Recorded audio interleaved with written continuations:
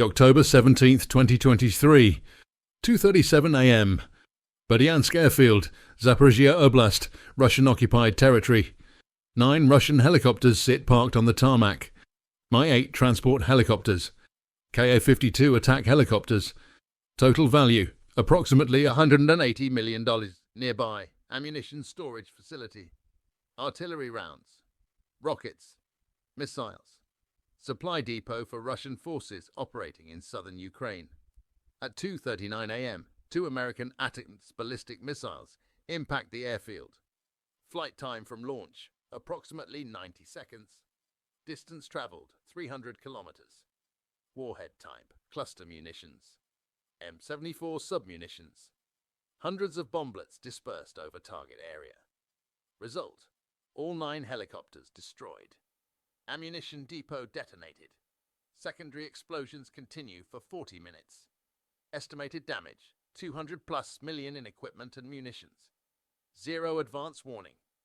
0 interception. Complete surprise. This is MilFront. And what you're about to learn isn't just about one successful strike. It's about a strategic miscalculation that cost Russia hundreds of millions in assets. Because the question isn't whether ATACMS works. It clearly does. The question is why Russia kept high-value helicopters and ammunition at an airfield 70 kilometers from front lines when they knew, absolutely knew, that Ukraine was receiving long-range strike capability. The official Russian response, immediate but incoherent. Claims of minimal damage, then admission of some losses, then silence. The satellite imagery doesn't lie. The helicopter wrecks are visible. The crater patterns are clear. The strike succeeded beyond any reasonable doubt. But here's what the immediate reports missed. This wasn't just a tactical success. This was proof of institutional failure. Russian military intelligence knew ATACMS was coming, knew the range, knew which targets were vulnerable, and did nothing to relocate assets. Stay with me. Because the detail that explains this failure, the bureaucratic and strategic paralysis that left 200 million in equipment sitting in a kill zone, is going to show you why technological superiority means nothing without institutional capacity to act on intelligence. Let's establish what ATACMS actually is, what it can do, what makes it different. MGM-140 ATACMS, Army Tactical Missile System, American design, Lockheed Martin production, development 1980s. First deployment, 1991 Gulf War. Proven system. Combat tested. Not experimental.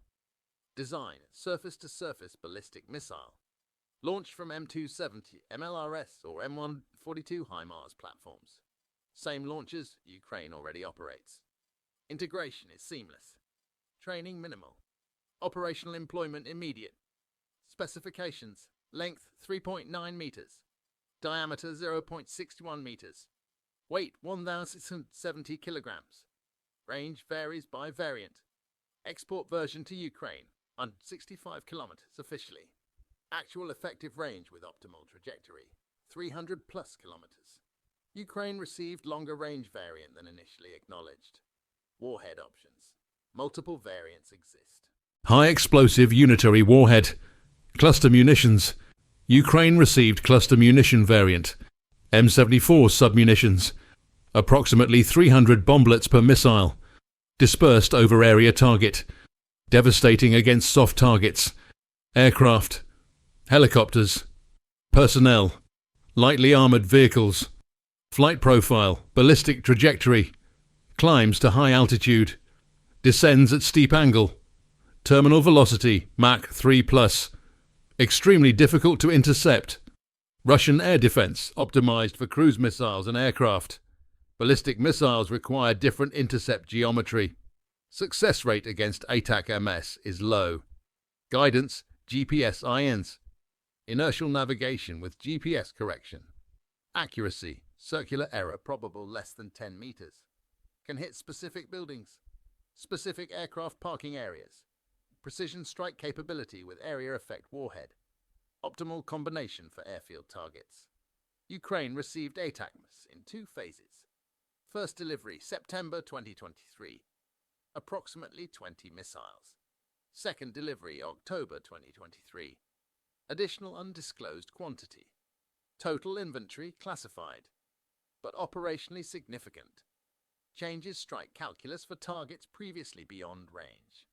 October 17th represents one of first combat uses. Maybe second or third strike total. Ukraine is learning optimal employment. Target selection. Timing.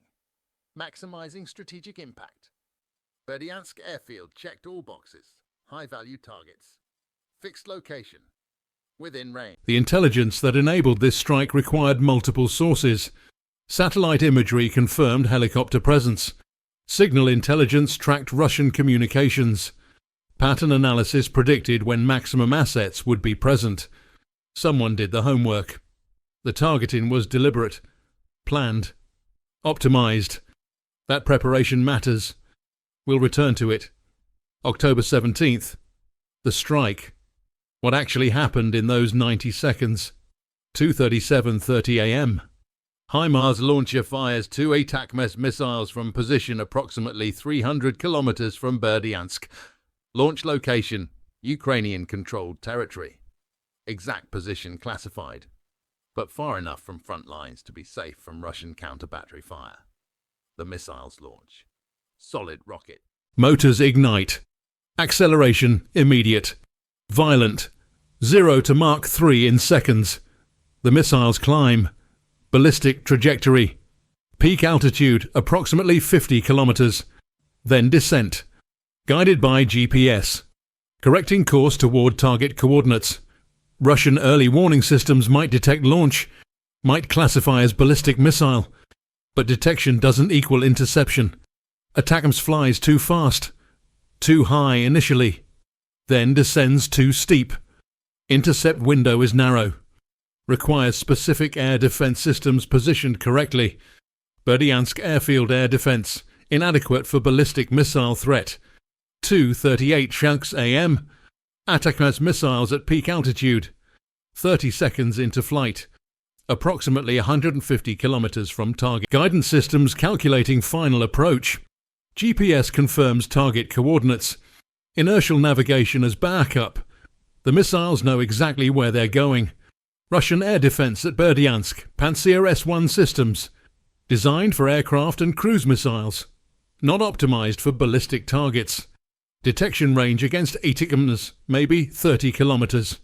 Reaction time from detection to intercept launch, 15-20 seconds minimum. The geometry doesn't favor defender. 2:38:30 a.m.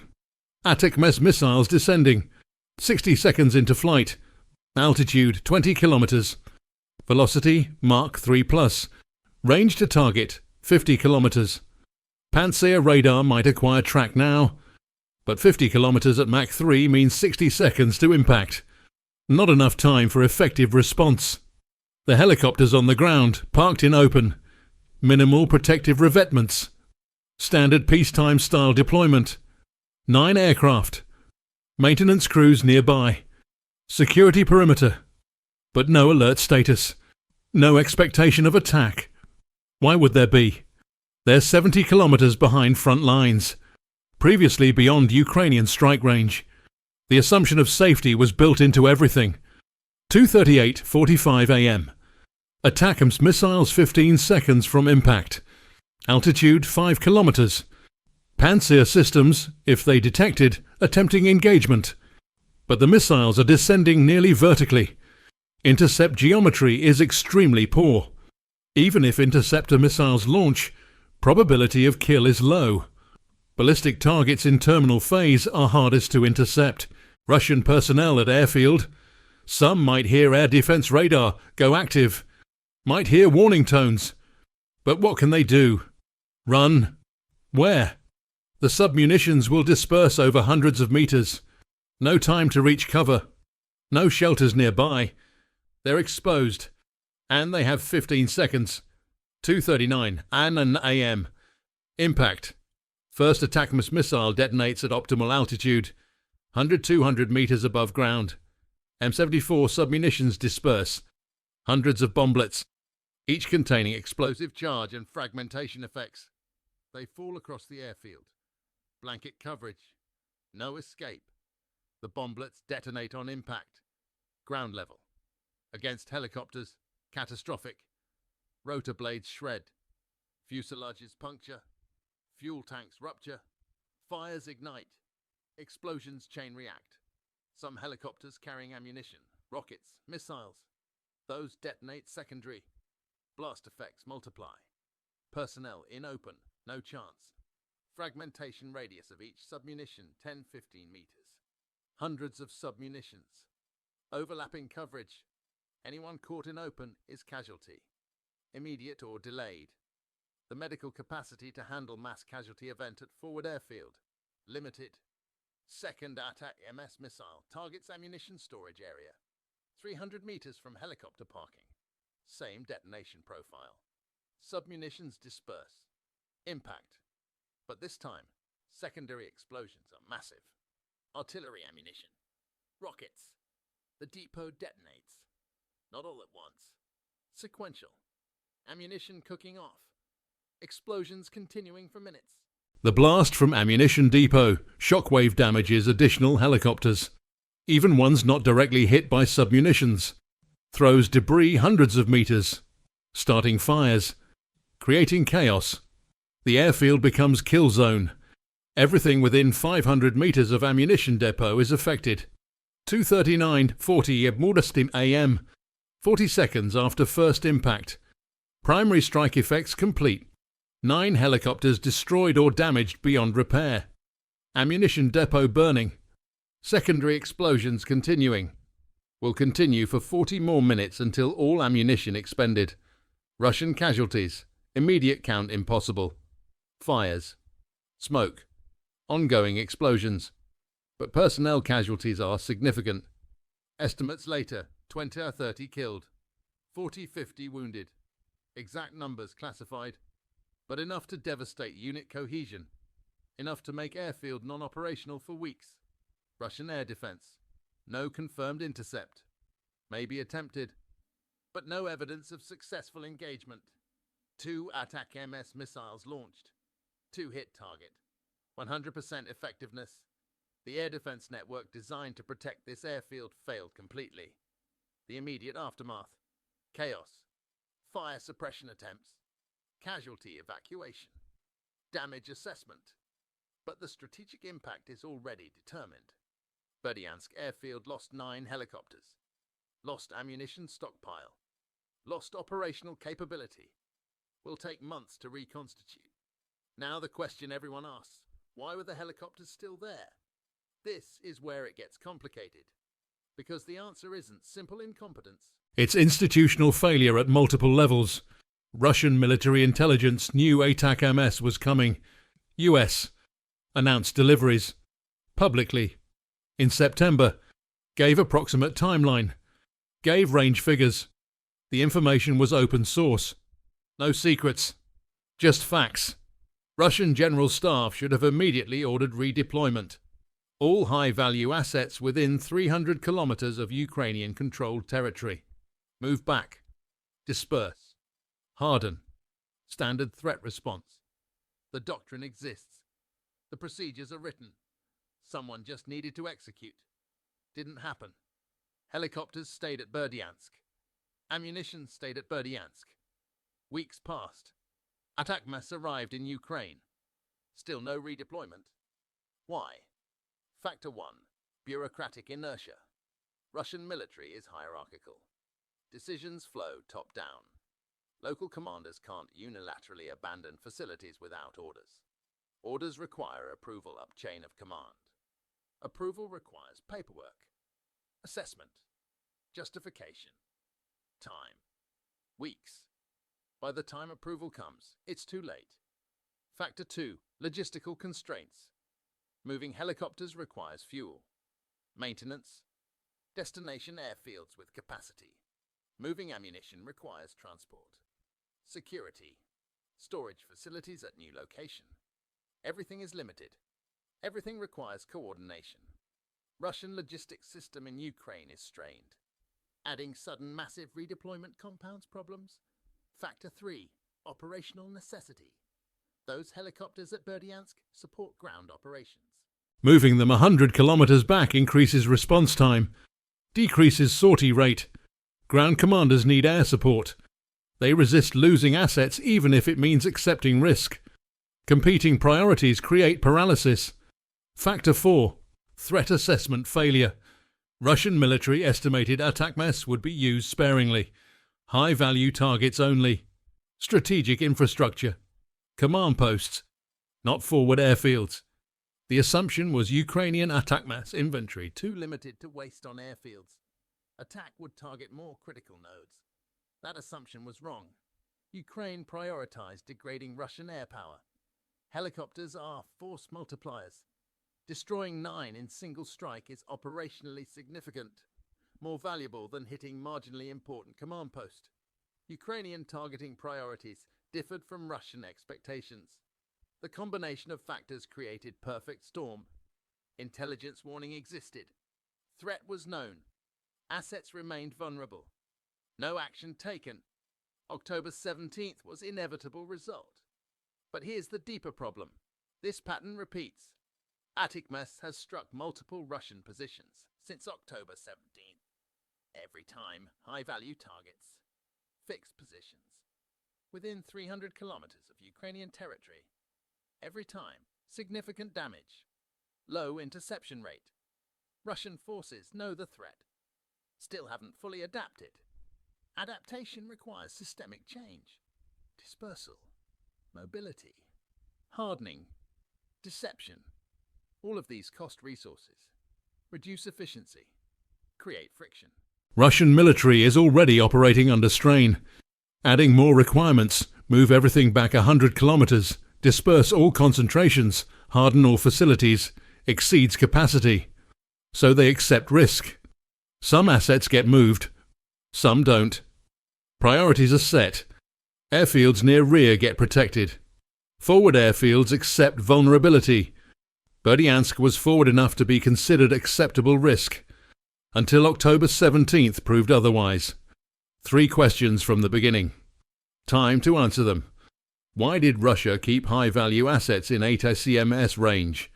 Combination of bureaucratic inertia, logistical constraints, operational necessity, and threat assessment failure. Not single cause. Multiple factors creating organizational paralysis.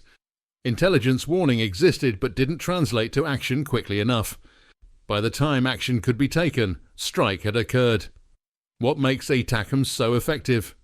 Not just range or accuracy. It's the combination. Ballistic trajectory difficult to intercept, precision guidance enabling specific target engagement, cluster munition warhead optimal for area targets like airfields, and operational surprise from limited warning time. Russian air defense not optimized for this threat profile. Success rate against ATACMS remains low. Could this strike have been prevented? Yes, multiple ways. Move helicopters back beyond ATACMS range. Disperse them across multiple locations. Increase hardening. Improve air defense specifically for ballistic missile threats. All technically possible, but all require resources, time, and institutional capacity to execute. Russian military lacks sufficient capacity to do everything simultaneously. Choices must be made. October 17th shows those choices have consequences. The lesson from October 17th isn't that ATACMS is wonder weapon. It's good system, but not invincible. The lesson is that known threats require timely responses. Warning without action is useless. Russian military had warning. Didn't act fast enough. The result? 200 million in losses from 2 missiles, costing approximately 3 million total. That cost-exchange ratio is unsustainable. Ukraine has limited ATACMS, maybe 100 total across all deliveries. But each successful strike forces Russia to adapt, move assets back, reduce concentration, accept operational inefficiency. The strategic effect compounds beyond immediate damage. This is MilFront. We analyze the battles that change wars, and October 17th changed Russian airfield operations in southern Ukraine. Not immediately, not completely, but the shift is visible. More dispersion, more movement, more caution. All of this reduces effectiveness, makes operations harder, increases costs. The Berdyansk airfield still operates. Reduced capacity. Fewer assets stationed there. More assets dispersed to airfields further back. That dispersion means longer flight times to front, less responsive air support, lower sortie rates. The loss isn't just 9 helicopters. It's degraded air operation efficiency across entire sector. The 9 destroyed helicopters were replaced. Eventually, Russian military has reserves. But reserves aren't unlimited. Production is limited. Every loss takes months to replace. And crews, trained helicopter pilots, take years to produce. Replacements are less experienced, less capable. The degradation is cumulative. Subscribe to MilFront. Because in modern warfare, long-range precision strike forces perpetual adaptation or accepts perpetual losses. Russian military is learning this lesson through attrition. ATACMS is just one tool, but its introduction forced adaptation costs beyond any single strike's damage. 2 missiles, 2 impacts, 9 helicopters destroyed, 1 ammunition depot detonated, 200 million damage, 90 seconds from launch to effect. The efficiency is remarkable. The strategic implications extend far beyond one airfield. If you think long-range strike has made forward basing obsolete, type MilFront in the comments. If you think air defense can adapt to counter this threat, tell me how. Because the physics challenge is real. Intercepting ballistic missiles is harder than intercepting cruise missiles. Russian air defense is optimized for wrong threat. October 17th demonstrated this clearly. Known threat. Defended target. Successful strike. The equation favors attacker currently, until either defense improves dramatically or attacker exhausts ammunition. For now, ATACMS gives Ukraine capability to strike targets previously safe, and Russia hasn't found effective counter. The helicopters that burned at Berdyansk airfield were expensive. The ammunition that detonated was critical. But the real cost is strategic. Russian military must now assume all assets within 300 kilometers are vulnerable, must adapt accordingly. That adaptation degrades overall effectiveness in ways that compound over time. Real battles, real tactics, real consequences. Stay informed.